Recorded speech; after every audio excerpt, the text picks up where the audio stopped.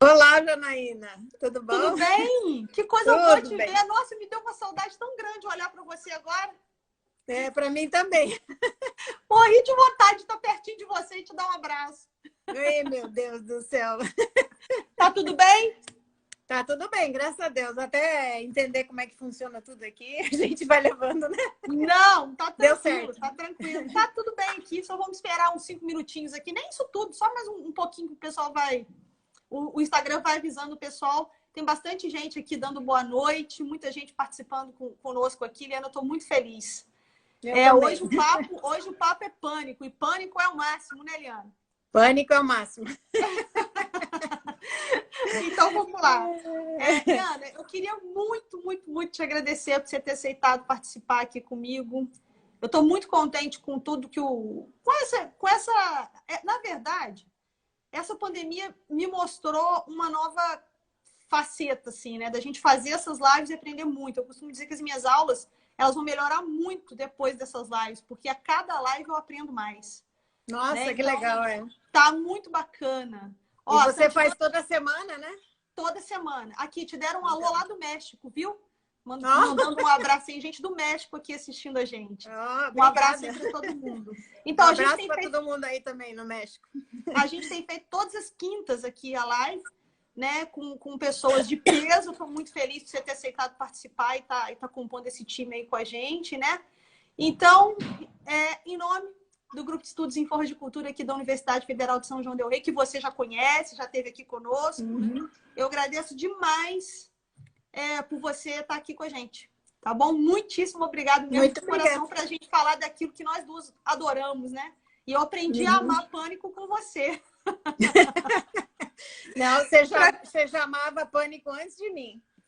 Uma saia. Eu, Uma saia é um amorzinho. eu te conheci no Pânico, né? Foi exatamente. Para quem não sabe, pessoal, que a gente está aqui conversando como duas amigas, né?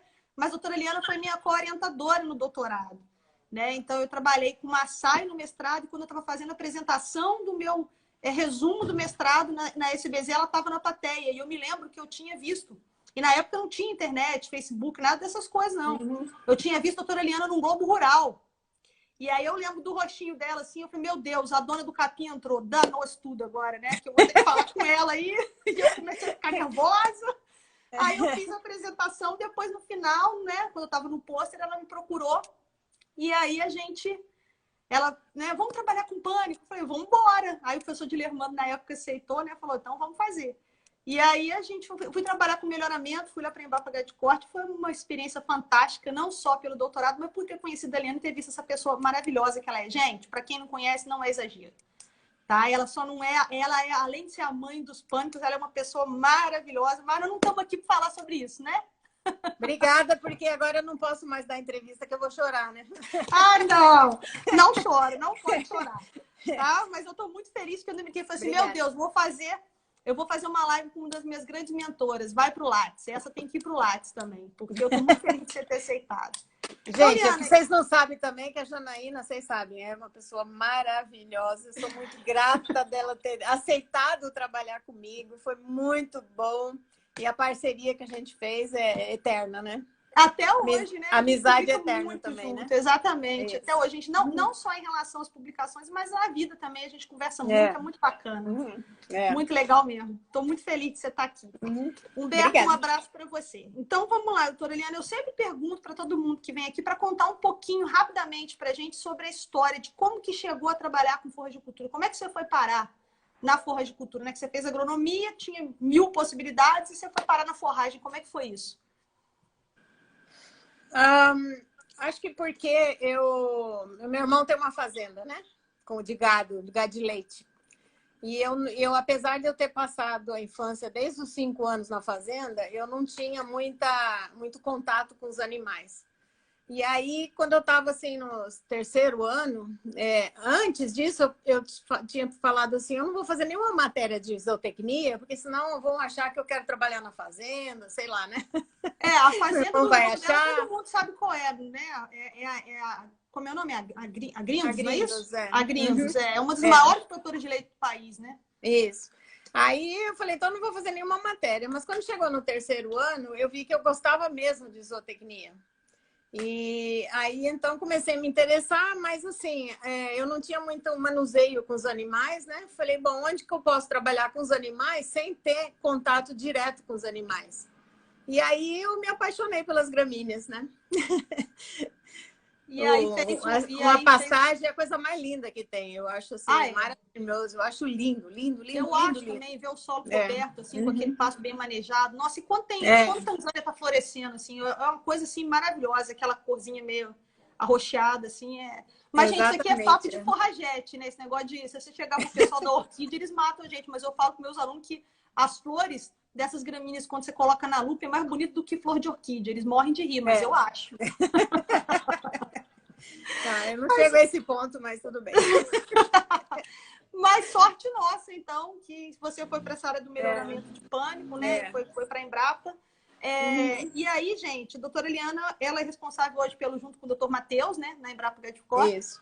Responsável pelo germoplasma de pânico, né? Lá na Embrapa e responsável pelo lançamento dessas forrageiras que a gente tanto usa nas fazendas e que todos vocês aí já ouviram falar, né? Então, se a forrageira...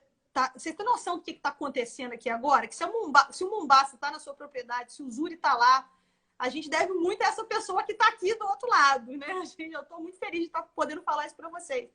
Porque a doutora Eliana que faz esse trabalho de escolha, né, do melhoramento genético daquela planta que vai chegar aí na sua propriedade, né? Então, isso é um trabalho árduo, é um trabalho, né, cumprido, não é do dia para a noite, né, doutora Eliana? É uma coisa muito... a e aí, escolha você e a conta coordenação, um pouquinho pra gente, né? Como é que é esse processo?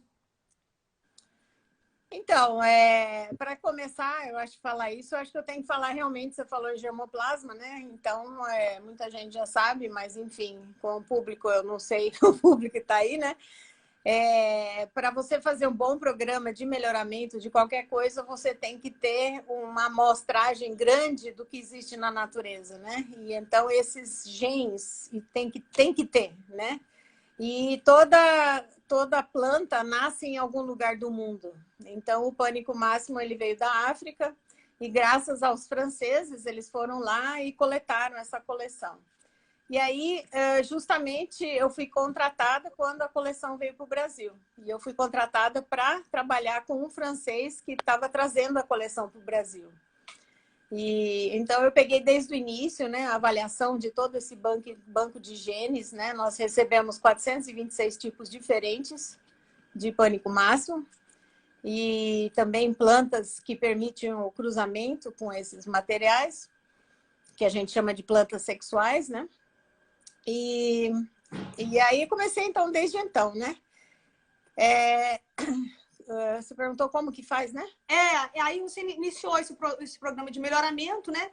E como que foi? Assim, eu quero abrir um parênteses aqui para contar um negócio para vocês. É impressionante, porque foi com a doutora Eliana que eu aprendi que uma das coisas essenciais no programa de melhoramento é o olho do melhorista. Né? Então, ela assim, é o olho do melhorista. Ela já olha para a planta, assim, tem vários híbridos, várias plantas sendo avaliadas. Né? E você já sabe mais ou menos, essa aqui é ela, né? É o Mombaça, né? O Mombaça, ele não foi sempre Mombaça, gente. Ele era só mais um no meio dessas 426, não é isso, doutora Eliana? Isso. O Tamani, né? Teve um cruzamento, ele não foi sempre Tamani, né? Ele é um híbrido que veio de uma planta sexual que era promissora, que cruzou com outro que era muito bom. Né? Exatamente. Então, assim, Tanzânia não foi sempre Tanzânia. Ele não tinha o problema que surgiu depois.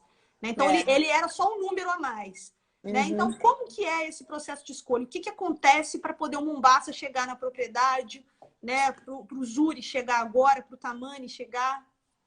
O processo é muito longo, ele leva mais de 10 anos. Por quê? Porque ou você tem esse banco de genes, que nem a gente recebeu, ou você faz o cruzamento, e aí você tem N híbridos, né?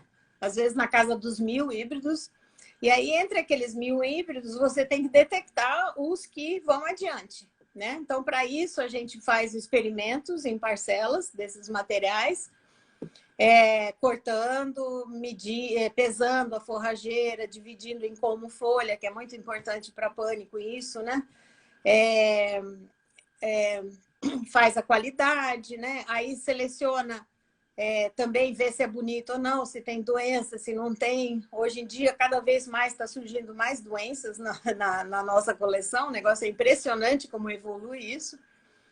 E então você tem que olhar tudo isso e selecionar aquelas plantas ou aqueles híbridos que combinam o maior número de características favoráveis, né? Então é uma produção boa, que ele rebrota bem depois do corte, né? Que ele tenha uma boa qualidade, que tenha as características que você procura, né? Você está procurando alguma coisa para seca, então ele tem que ir muito bem na seca e assim vai, né? Sim, então, e aí depois aí a primeira etapa faz esse processo nas parcelas, né? Isso. E aí, paralelo a isso, também tem esses processos de resistência cigarrinha das pastagens em caso de vegetação, não tem umas coisas não, aí nessa fase em que a gente está avaliando muitos híbridos, aí mais faz avaliação de campo, não é tanto avaliação no laboratório, mas vai ver se tem pragas, se tem doença, dá nota de doença, tal, né? E aí a gente seleciona uma subcoleção de 20 a 25 materiais, e aí sim, aí a gente faz uma rede de ensaios, né, pelo Brasil. No momento a gente faz só em unidades da Embrapa, mas o Mombaça mesmo, ele foi avaliado em várias instituições, né, IPAMIG, IAPAR, CEPLAC, além de unidades da Embrapa, né? Então, aliás, só dando um parênteses aqui, né, essa subcoleção, quando foi lá para o IAPAR, em Paranavaí, foi um colega meu, até, Silvio Mello, que selecionou o Mombaça. E já pegou a semente, plantou, fez o pastejo e aí chegou para nós e falou: eu gostei desse material, quero lançar. Então, então muitas mãos, né? Por causa dessa parceria também, né, com eles. Então, ao longo desse processo, a gente faz várias parcerias no desenvolvimento da cultivar. E nessa fase da rede que entra esses trabalhos mais minuciosos de laboratório. Que aí também tem essa parte relacionada à adubação depois, né? Eficiência de uso de nutrientes, né? E aí vai rendendo a coisa mais um pouco. Isso. E aí, depois, a última etapa é o pastejo, né? Então, melhor se a gente puder fazer pastejo de 2, 3, 4 para comparar, mas normalmente são experimentos caros, então a gente restringe um pouco, né? E aí, sim, quando a gente detecta que ele é bom, que realmente vale a pena, né? E em que ele é bom, aí vai para o lançamento. Então vocês viram, né, gente? Comercial. Uma coisa a longuíssimo prazo, né? Uma coisa... E aí, doutora Eliana, tem umas perguntas assim que eu acho interessantes. Eu não lembro, agora me deu um branco. Quem que foi primeiro? Lançou primeiro Tanzânia e depois Mombaça, né? Tanzânia foi lançado em 1990 e depois, em 93, o Mombaça. O Mombaça. E aí, quando fazia a avaliação dessas forrageiras, a testemunha era o colonião, não é isso? Era o colonial, E na época só tinha o colonial aqui, né? E o colonial era maravilhoso. Verdade, o colonial não veio junto com o doutor Savidan, né? O colonial já estava. Não. O colonial ele veio junto com os escravos, né? Ele veio como e era só ele, escravos. Né? E era só ele. Tinha também Sempre Verde, Guiné. Mas assim, não eram materiais que você achava no comércio, né? O pessoal falava assim, mas no comércio era mais semente colonial e tudo mais, né? Então, aí, para o Tanzânia e para o Mombaça, a testemunha foi o colonial, né? Isso. Mas aí depois, a testemunha passou a ser o Mombaça, foi isso? As forrageiras que são lançadas no mercado hoje, como Quênia, Zuri, elas são comparadas com o Mombaça? É só para o produtor ter uma noção aí de como é feito esse processo. Normalmente a gente, para testemunha nessa fase, a gente pega o material que é mais parecido, né? Então, o Zuri e o Quênia, que são materiais de porte maior, e o Mombaça é mais conhecido, então a gente fez a comparação com o Mombaça. O Tamani, que é de um porte baixo, então a comparação foi com o Maasai, né? Tá. Então... E por que... Uma pergunta assim, eu vou fazer isso, o comparativo com todas elas. O pessoal perguntou, né? Por que lançar o Tamani se ele vai ocupar, teoricamente, o mesmo nicho do Maasai? O que leva a lançar o Zuri se o Mombaça está indo bem? O que levou a lançar o Quênia se o Mombaça está bem? O que leva vocês a fazer os lançamentos? Por causa dessa pergunta, exatamente, nós ficamos de 2001 até 2014 sem lançar nada. Porque como a gente no início já lançou Mombasa, Tanzânia e o Maasai, e cada um preenchia um nicho diferente, importante, aí assim, eu falei, mas eu vou lançar para quê? Exatamente, né? Para quê? Só que as coisas requerem, por exemplo, agora o Tanzânia está, em muitos lugares, está sofrendo com esse fungo que não aparecia nele, agora está aparecendo, né? Então você tem que, e também para evolução mesmo, né? Você tem que ir lançando coisas melhores, né? Para diversificar também, não é para bom a gente ter diversificar, um monocultivo de nada, né? Exatamente. E aí, por isso que a gente, então, acelerou depois e chegaram esses 3 materiais novos, então, para a gente lançar, né? Justamente por causa disso. O Zuri e o Quênia, eles são mais produtivos do que o Mombasa. O Quênia equivale na produção, às vezes ele perde, às vezes ele ganha, mas ele vai ganhar muito na qualidade. Na qualidade e lá no produto final, em ganho por área e ganho por animal, né? Assim, em igualdade de condições, né? Todo mundo então, tem porque eu sempre falo aqui, lógico que você fica à vontade para discordar, né? Que pânico, ele não é um capim para qualquer um, né? Eu sempre mostro para o pessoal aqui, você já deve ter visto aqui, ó. Não trate como pânico quem te trata como braquiária, ó. Não trate como pânico quem te trata como braquiária. Porque pânico merece carinho, ele merece cuidado, não é isso? Exato. Né? Ele precisa de um bom vinho. Exatamente. É um capim mais profissional, né? Desse jeito. Ele é o mais profissional, né? Ele é uma forrageira que é mais exigente em manejo, né? Então, ele não é para qualquer um, não é isso? Ou eu estou exagerando? Não, não é mesmo. Se você planta numa fazenda um material de porte alto, tipo Mombasa, Zuri, Quênia, tal, e não maneja, você dançou, né? Você está com um problema, mas um problema maior do que solução, né? Exatamente, então, é um problemão. Você tem que ter o manejo, você tem que ter adubação, você tem que manter, você tem que cuidar bem, né? Você não pode bobear nesses itens, né? E aí, para isso, tem a diversidade de coisas, né? Por exemplo, o Tanzânia, desculpa, o Tamani e o Quênia, já você, assim, ele tem uma maior flexibilidade para manejo, né? Não é tão assim que nem o Mombasa e o Zuri, tão restrito, né? Então, você tem essa...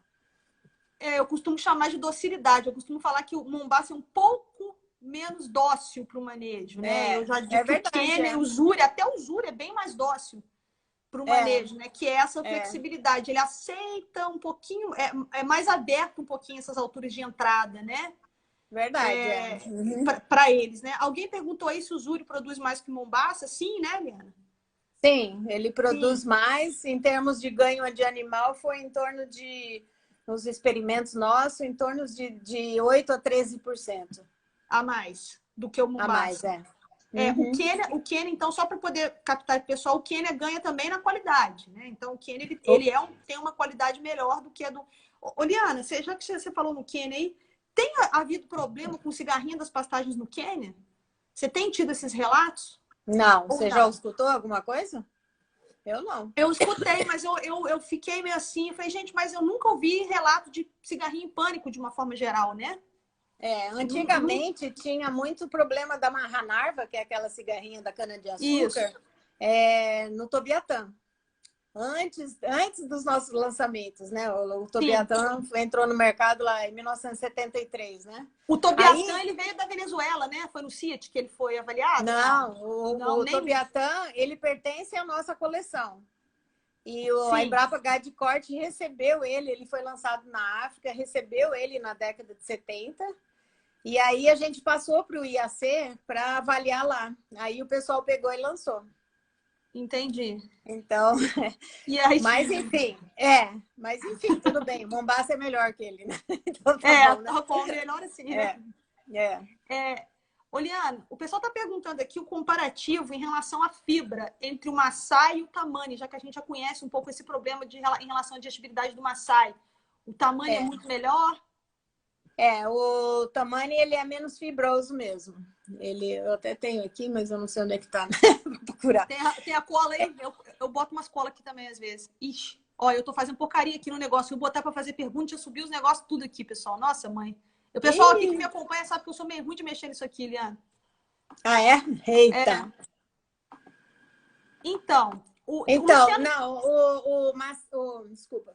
O Tamani, ele tem muito mais digestibilidade e muito mais proteína do que o Maasai, né? E também tem menos fibra. Tem menos fibra. Ok. Que perguntou da fibra, né? Tá. Ô, Liana, uma pergunta que todo mundo tem feito em várias lives aí, eu acho que talvez você pudesse me ajudar a responder. Eu não conheço a forrageira, tá? Eu nunca vi, só vi aí no Instagram, sobre o tal do capim Miyagi. O que é o capim Miyagi? É um pânico máximo? Como é que foi isso? Então, o Miyagi foi um japonês, um produtor japonês que plantou uma pastagem de mombaça na propriedade dele, lá em Mato Grosso. E aí ele pegou o sobrenome dele é Miyagi, né? Foi o senhor Miyagi que achou uma planta muito diferente de mombaça dentro do pasto dele, na pastagem. Então ele pegou e começou a multiplicar sementes, multiplicou, e foi vendendo. Então, bom, aí finalmente, 2 anos atrás, não sei, 1 ano, 2 anos atrás, a Amprozen pegou e registrou. Infelizmente, esse senhor Miyagi faleceu, e aí essa Amprozen registrou esse capim. Então, ele é um capim parecido com mombaça, mas eu acho que ele tem a folha um pouquinho mais largo, e a grande diferença é a inflorescência, que a inflorescência dele é pequenininha, assim, ela é compacta. E ela retém sementes. Mais né? gorda, né? Ela retém sementes. E do mombaça cai tudo para o chão, né? Ela não retém, né? Então, ela ela produz muita semente e ela permite colheita no cacho. Então, é bem legal isso, né? Tá, então tá. Mas eu não conheço, eu não tenho nenhuma experiência com ele para poder responder para o pessoal aí. Olhando, o pessoal está perguntando em relação à fertilidade do solo. Existe alguma diferença entre essas cultivares de pânico que hoje está no mercado? Ou elas todas podem ser consideradas de alta exigência? Eu acho que todas devem ser consideradas de alta exigência. É só o Maasai, né? O Maasai é que, na verdade, a gente não entra muito nesse quesito fertilidade do solo, não entrou no passado, porque a diferença é sutil. Mas, uma vez no mercado, o Maasai começou a mostrar que ele tem o espaço dele bem legal, né? Em solos menos férteis e em áreas mais secas também, né? Então, ele anda sobrevivendo, a gente tem relatos, lá no Nordeste, em alguns locais onde a braquiária morre, e ele está aguentando firme. E o pessoal está muito satisfeito, né? Então, é um potencial dele que a gente, na pesquisa, a gente não conseguiu detectar isso. Foi detectar no mercado. Isso aí, né? E eu tenho ouvido muitos elogios também em relação à altíssima tolerância do Maasai a altas pressões de pastejo, que ele suporta por causa da capacidade dele de perfilhamento, essa capacidade de perfilhos novos. Então, eu tenho um ex-aluno que está em Goiás hoje, trabalhando no confinamento lá, que eles recebem os animais só para acabamento, e eles precisam deixar esses animais um tempo no pasto. E ele escolheu o Maasai e ele acha que o desempenho dos animais e a resistência do capim está melhor no Maasai do que na braquiária que tinha antes. Então, olha que bom. Exatamente. O doutor Moacir Dias Filho está perguntando, doutora Eliana, o que aconteceu com o colonial? E tem alguma utilidade ainda no melhoramento de pânico? Ele ainda tem sido utilizado? Não, então, não. Ele nunca foi utilizado no melhoramento. Quando a gente recebeu a coleção e ele era a nossa grande testemunha, que eu fico lendo aqui, eu perco o que eu estou falando. Ele é a nossa grande testemunha. Não, pode deixar que eu leio. Se preocupa, em torno de 44%, mais ou menos, da coleção tinha índices melhores que o colonial. Então, a gente sabe que o colonial é maravilhoso, né? O colonial era super produtivo, produzia bastante sementes, produz bastante sementes. As sementes permitiu até a semeadura por avião, né? Então, era uma coisa fácil de plantar. E uma coisa que ele tem muito boa, o colonial, é a proteína. Elevados teores de proteína. Mas o que acontece? Por exemplo, o Tanzânia a gente lançou porque ele tinha, a produção dele era... Nossa, agora eu vou esquecer. 26%, 26% maior... Nossa, tá errado isso. Não, 26% maior do que Tanzânia. Produção de folha, né? Então, em termos de folha, era 26% maior num porte menor. Então, era mais fácil do animal pegar do que o colonial. O colonial, a hora que estica os colmos dele, fica difícil. Ele tem muito colmo, né? Atrapalhando ali. Sim. E aí depois veio o Mombasa, que foi 33%. Esse número está errado, mas é 33% mais do que o colonial. Então, se for considerar isso, e considerando também que o Tanzânia, por exemplo, até a produção de sementes é melhor que o colonial. Então, a única característica realmente que é melhor no colonial, talvez, do que da coleção, é o teor de proteína. Só que com o melhoramento, a gente pode elevar esse teor de proteína também, né? Então, acabou que o colonial não é usado nos cruzamentos. Ele nunca foi usado. Tá. Humberto está perguntando aí pra gente se procede informação de que a rebrota de pânico ela é melhor do que a da braquiária. Sim, pelo porte da planta, né?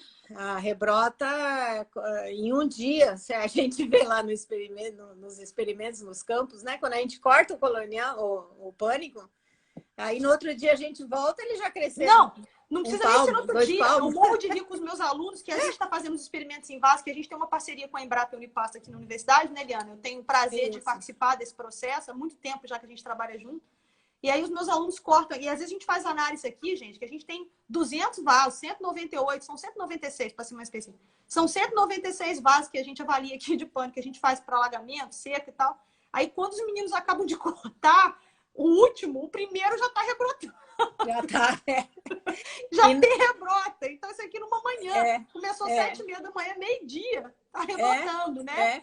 E no campo é mais ainda. Às vezes no campo tem um tanto assim que já rebrotou dos materiais. Uns 10 centímetros já rebrotou. Pois é, então é violento, né? Mas vale a pena também destacar aqui, Oliana, que isso aí é quando as condições estão adequadas. A rebrota também é altamente dependente de manejo de adubação, né?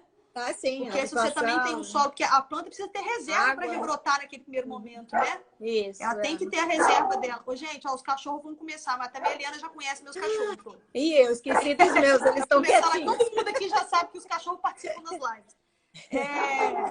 Então, isso depende também da capacidade que você deu para a planta de ter aquela reserva, não é isso? Para poder rebrotar, né? Porque senão não vai ficar pior do que a rebrota de braquiária mesmo. O pessoal está perguntando muito aqui, Liana, do paredão. Eu não tenho também nenhuma experiência com paredão, embora seja um pânico.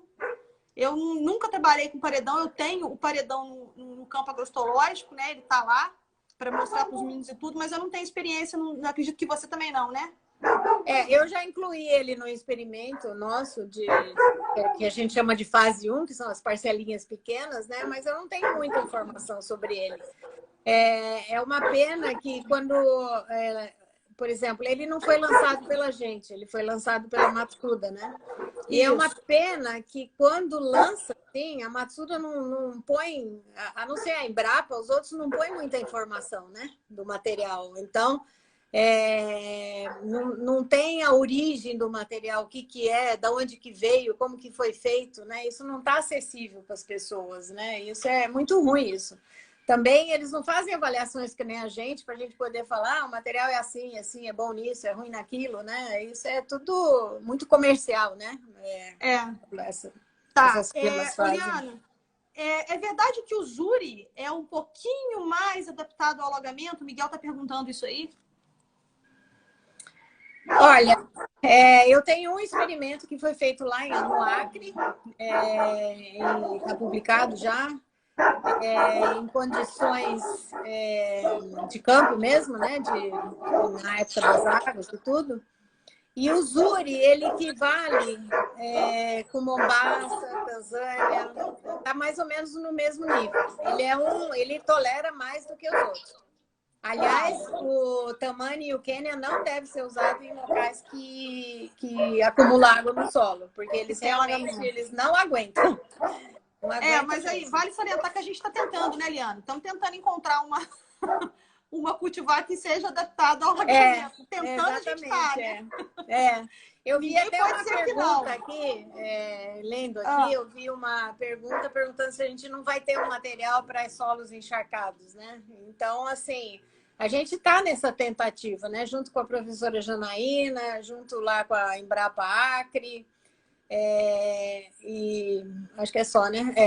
E não sei, materiais, assim, às vezes aparece alguma coisa boa, né? A gente espera que encontre coisas melhores do que Mombasa e Zuri, Tanzânia, né? A gente tem Vamos trabalhado ver. para tentar achar alguma coisa boa para seca e para alagado, né, Helena? Vamos ver É, como é que vai funcionar isso. é. O professor Manuel está perguntando aí se tem alguma perspectiva de lançar algum pânico diferente, algo prostrado. Existe isso no germoplasma? Existe. Nós temos. Isso foi no início do projeto já, a gente tentou. Eu comecei a fazer melhoramento, cruzamento tenho vários materiais, acho que são mais de 30 materiais que têm estolões, e alguns bem agressivos.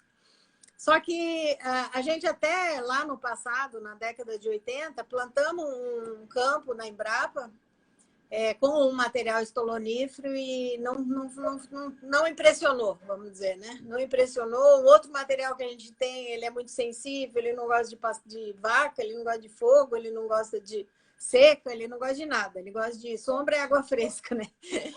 Então, assim, a gente está recomeçando de novo, porque naquela época eu tinha vários híbridos, os híbridos eram todos intermediários, né?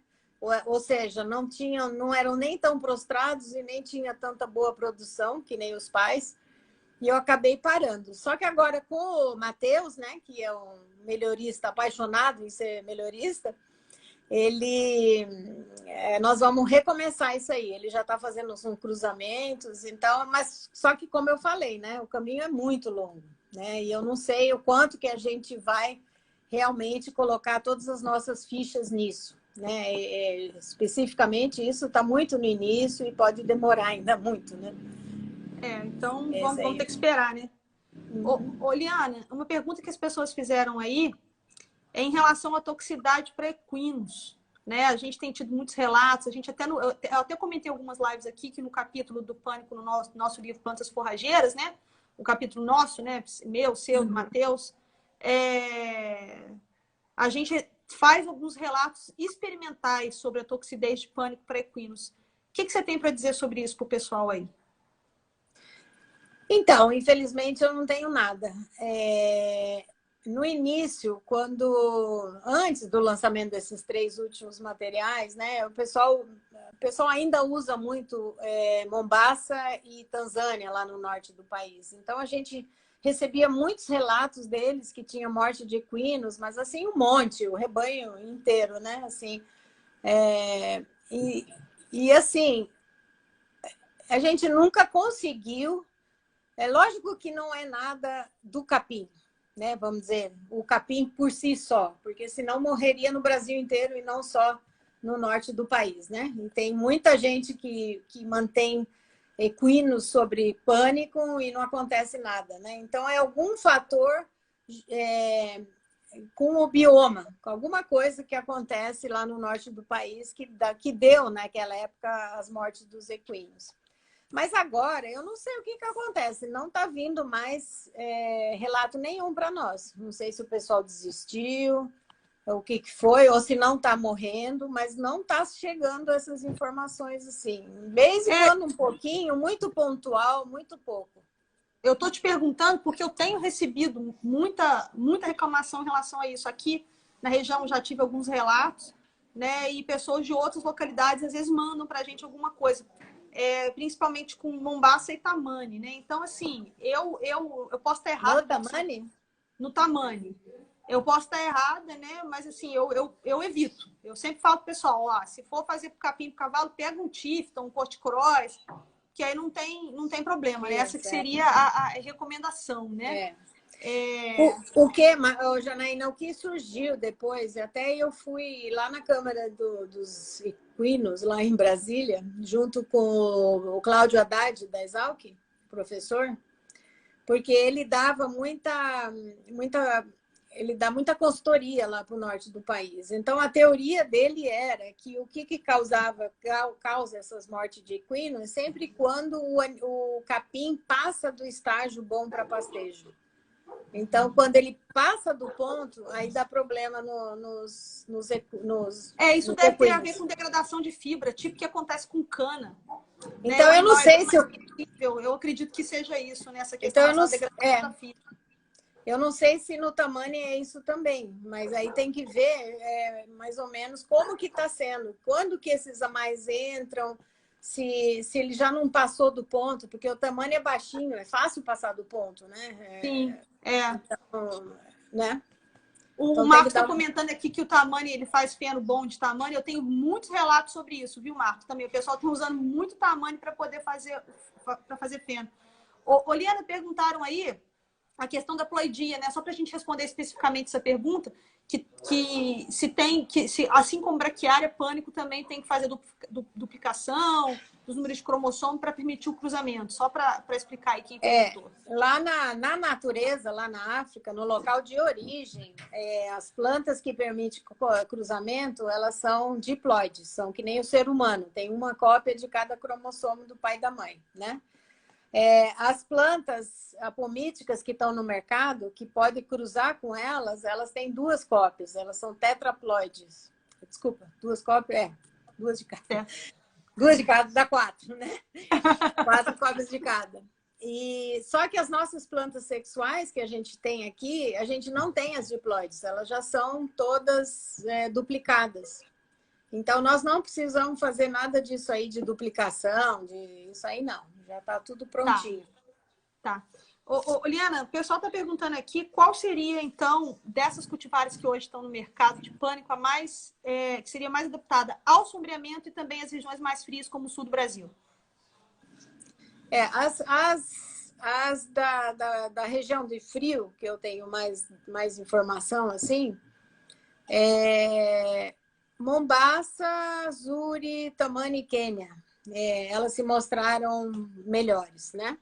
O Quênia e o Mombasa, especificamente, eles tinham uma boa produção. Desculpa, Quênia e Mombasa não. É o Zuri, Quênia e Mombasa, né? É mais ou menos igual, todas elas. O que é pior para a região fria é o Maasai. E aí, depois, o segundo pior é Tanzânia. Entendi. Agora, o resto, mais ou menos, não tem muita diferença. O Aruana também, né? É uma cultivar de pânico que é bem adaptada ao frio, né? Isso, o Aruana vai bem melhor, um pouquinho melhor no frio do que os nossos, né? Ele vai bem. O pessoal tá falando aí, eu acabei de falar do Aruana, Marco. O Marco falou do Aruana, eu comentei dele aqui agora. O pessoal tá falando que falta uma live sobre capiaçu. Vou aproveitar aqui, Liana, para fazer a propaganda rápida, tá? Então, a gente já tem uma sequência de lives meio definidas, tá, pessoal? Vai vir alguém falar de capiaçu, vocês podem ficar tranquilos, só esperar, tá?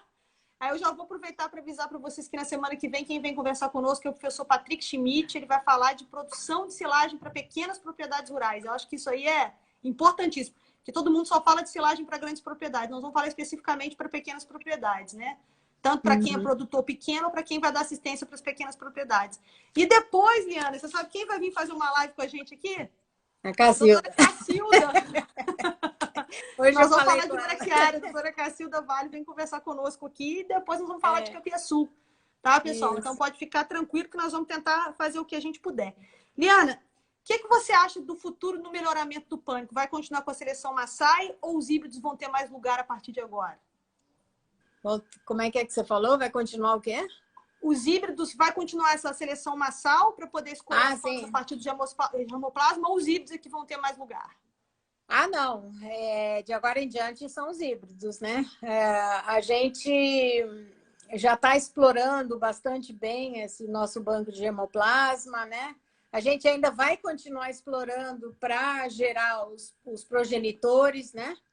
Mas agora é só híbrido, só cruzamento. Já faz um tempinho que a gente praticamente só mexe com cruzamento.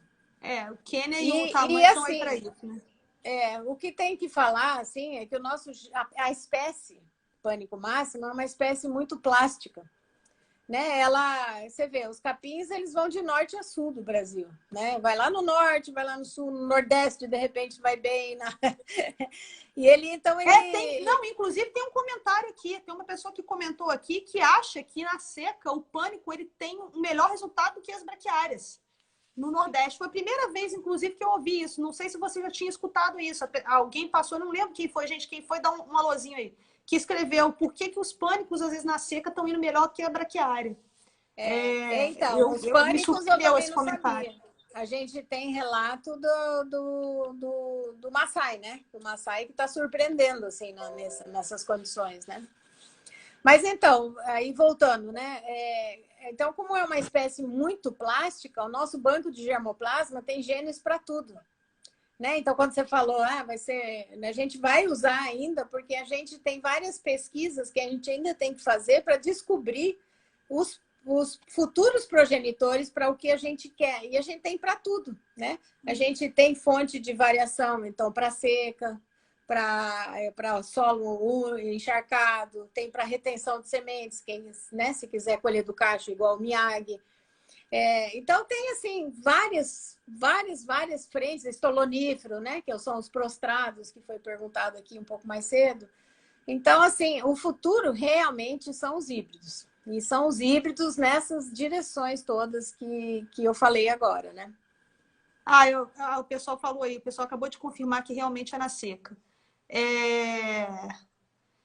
Alguém está perguntando, uma pergunta bastante interessante aqui do Henrique, se já tem se pensado em alguma coisa no melhoramento de pânico para as mudanças climáticas. Vocês têm pensado nisso? Então, quando a gente... e que mudança climática é um nome muito geral, né? A gente não trata com esse nome.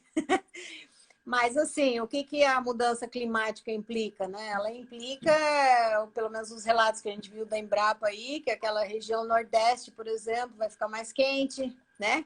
Então, aí você vai precisar de materiais que aguentam mais a seca, né? Porque o calor também vai implicar em menos água, ou água variada, então o material também mais tolerante aos estresses, né? A região sul, se vier também aquecimento, vai ficar mais quente, aí vai entrar nas cultivares que a gente já tem, né? Cada vez mais, né? Sim. Então, a gente está, indiretamente, a gente está pensando, porque a gente está escolhendo coisas mais que resiste a própria... Você mesmo está fazendo seleção para seca, né? E para alagamento, né? Então é mais ou menos por aí que é o caminho nisso, né? Eu acho. Né? Tá. Liana, em relação ao sistema radicular, você tem alguma informação de quem tem o maior desenvolvimento, se são os pânicos ou braquiárias? Olha, eu acho que as braquiárias vão mais fundo que os pânicos, mas os pânicos têm não tem muita raiz também, né? Eu não sei, não sei essa comparação, não. Tá. Não falei nada. Né? Não, na verdade falou. Eu também, a gente só acha, né? Que a gente, se alguém tem algum estudo sobre isso, comenta aí, ou se alguém viu alguma coisa relacionada a isso, a gente está aqui para aprender todo mundo junto, né? Não é? A gente também não é uma máquina de ficar. Alguém escreveu que você é uma máquina de saber as porcentagens todas. O Matheus está assistindo a gente aqui? Então, eu acho que ele conseguiu entrar. Eu vi umas mensagens dele aí que... então tá, porque eu estava procurando. Um abração para você, Matheus. Viu? O pânico é o máximo, tá, Matheus? Vamos fazer uma camisa com isso aí. Pra gente ir nos congressos. O pânico é o máximo. Se ele tiver, ele dá um alô pra gente aí. Liane, e me fala aqui, o que o programa de melhoramento genético de pânico hoje tá visando? Né? O que é o maior gargalo? O que tem que resolver na pecuária brasileira? O que você acha? Então, o gargalo... A gente está, nesse momento, fazendo muito levantamento de realmente quais são os problemas dos produtores, né? quais são as demandas mais que ele tem. Nós estamos, nesse momento, dentro da Embrapa, dentro do nosso programa, justamente para ver e estabelecer quais as prioridades que a gente vai seguir, né, daqui para diante, né? Porque, assim, esses programas são muito longos, a gente não consegue levar tudo, né? Não tem tanta gente, não tem, né, dinheiro, então o negócio vai lentamente, né? Mas, assim, nós estamos concentrando os esforços agora, realmente, para achar um pânico para regiões que acumulam água no solo, né? O pessoal lá que trabalha com a gente no Acre, eles querem um pânico de porte tipo Quênia, assim, de porte mais não tão alto. Menor Na verdade, alongamento como, né? Eles querem um Quênia que aguenta água, né? Então, então assim, a gente está concentrando esforços para isso, né? Para a seca também já é um desafio nosso, né? Já que até foi comentado aqui que o pânico vai bem na seca, né? E eu tenho esse relato do Massai. Então, nós temos umas 3 iniciativas nessa direção também, né? Pessoas ajudando a gente para avaliar.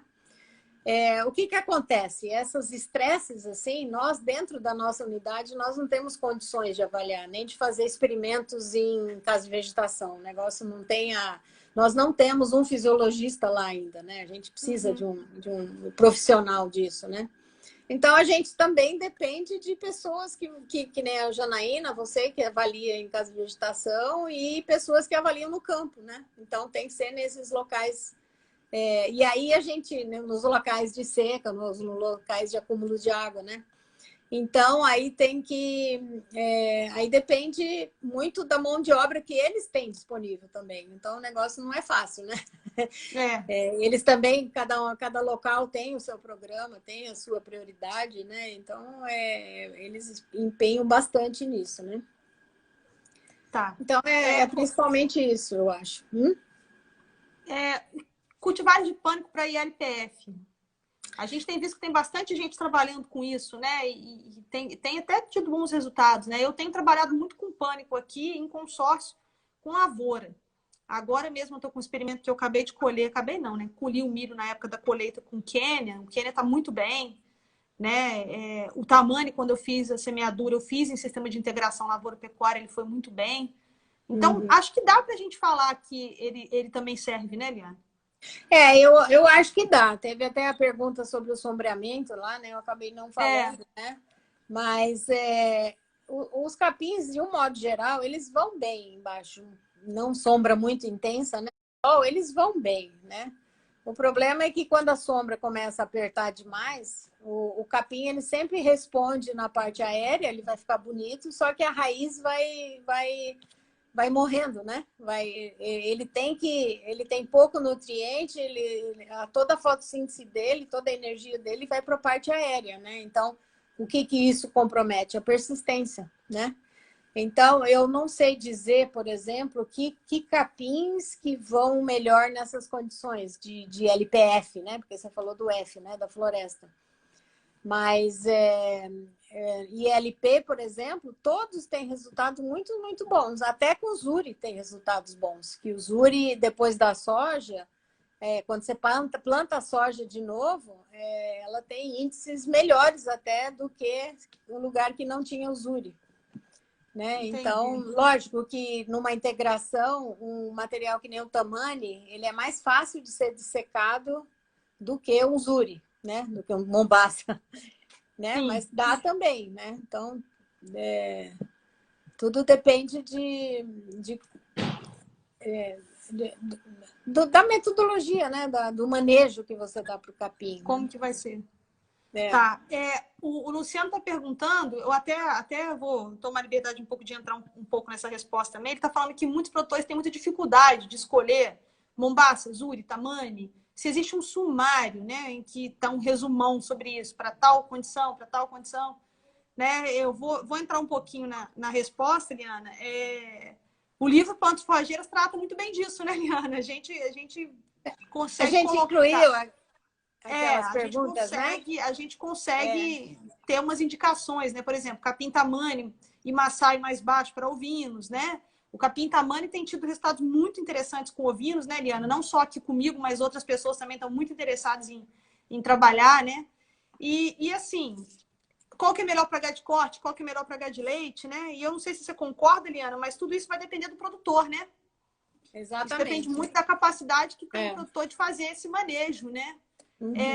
O Borges, o livro, ele vai ser lançado, o pessoal está perguntando, o livro vai ser lançado ainda, né? Agora com a pandemia não deu para a editora da FV fazer a impressão, que está tudo parado lá. E o aplicativo do Sanjo lá, o Pasto Certo, também ajuda muito nisso, porque tem todas as alturas, tem qualidade, né? O aplicativo Pasto Certo tem tanto para iOS quanto para Android, né? É só baixar o aplicativo e na dúvida você vai dar uma olhada. Eu proíbo os meus alunos de baixarem porque senão eles usam na prova, né, Liana? Tem que recolher os celulares, né? Recolhe o celular, não pode usar o celular na aula, porque eles vão olhar no aplicativo. Então, um resumo, Luciano, muito bom, né? Tem no aplicativo também. Alguém lembrou aí do Passo Certo, foi uma boa lembrança, né? Do aplicativo, que tem tudo lá, um resumo bem resumido de tudo. Liana, vou te fazer uma pergunta, assim, a pergunta que não quer calar, né? Antes de eu fazer a pergunta que não quer calar, conta pro pessoal como é que vocês escolhem os nomes. Ninguém tem curiosidade de saber, não. Por que Mombasa, Zuri, Tanzânia, Maçai, Tamani? Algumas pessoas sabem dessa história, mas eu acho que a maioria não sabe. Por que são esses nomes? A gente determinou que para as cultivares de pânico máximo, a gente homenagearia o berço delas, né? E o berço delas é a África. Então, todos os nomes para pânico máximo são nomes relacionados à África, né? Então, por exemplo, Tanzânia, né? Mombasa é uma cidade no Quênia, Maçai é a tribo Maçai, né? O Zuri e o Tamani são dois nomes da língua Swahili, que é a língua falada lá no Quênia, né? Então, é isso. E o Quênia, já que tem o Tanzânia, tem o Quênia também, né? Então, bacana. Porque a coleção ela foi coletada basicamente na Tanzânia e no Quênia, né? Então, por isso que... Ai, meu Deus, por isso que a gente deu... Desculpa, Janaína, é que fica baixando o WhatsApp aqui em cima. Fica comigo. Aí eu tô vendo só que eu já aprendi a ignorar. Eu já aprendi a ignorar. É só você não olhar o que tá chegando aí. Depois você vai que agora você tá numa live, você não pode responder mesmo. É verdade, desculpa. Eu já aprendi a ignorar essas coisas. Ô, Liana, uma coisa que eu acho importante falar aqui, pessoal, muita gente fez perguntas aí pra gente sobre manejo, tá? Então, a gente tem várias lives em que a gente trata de manejo aqui, manejo de adubação. Tem a live que está gravada no IGTV e no canal do YouTube com adubação. O Humberto fala um pouco de pânico. Nós temos a live com o Bruno Pedreira, nós temos a live com a Roberta Carnevale, tá? Então, tem muita coisa de manejo. Hoje a gente não vai abordar essa parte toda de manejo, porque a gente está aqui para contar um pouco dessa história de como o Mombasa, o Tanzânia, o Zuri, o Maçai chegou à sua propriedade, como ele chegou à sua universidade. Né? Então, por isso que a parte de manejo, a gente tem muitas outras lives aí que a gente trata especificamente de manejo. Né? Então, se a gente fosse falar aqui disso tudo e mais manejo, a gente precisava de 3 horas aqui, né, Liana? É verdade. Para poder falar em relação a isso. Mas uma coisa que é importante falar para todo mundo, gente, é que pânico é uma planta exigente, tanto em fertilidade quanto em manejo. Né? Então, é uma forrageira que tem os nichos dela específicos, né? E aí, eu até dando um curso que eu fiz na semana passada, eu ainda comentei isso com o pessoal, que quando você vai recomendar uma forrageira para uma propriedade, além das condições edafoclimáticas da propriedade, você também tem que olhar as condições que o produtor tem de manejar, né, Eliana? Exatamente. Você também precisa fazer esse serviço de psicólogo e entender se o produtor tem condição de manejar pânico. Porque, no meu entender, e aí você me corrige, Eliana, se eu estiver errada, sabe? O lançamento de novas cultivares forrageiras no mercado é tecnologia. São tecnologias que chegam. Uma nova forrageira é uma tecnologia que está chegando no mercado.